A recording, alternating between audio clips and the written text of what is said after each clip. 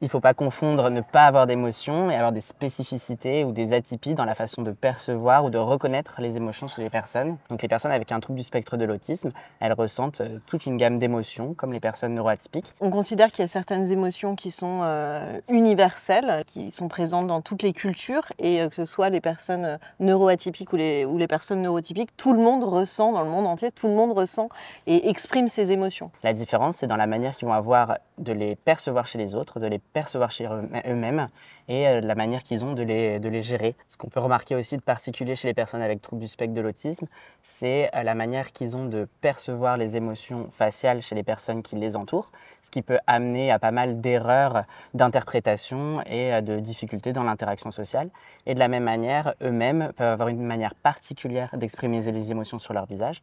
ce qui peut, dans l'interaction et dans la relation avec les autres, être porteur de difficultés. Le jeune garçon qu'on avait vu la dernière fois, il était tout le temps extrêmement souriant et on avait l'impression qu'il exprimait de la joie en permanence, alors même que le contenu de ce qu'il était en train de dire pouvait être très dur, très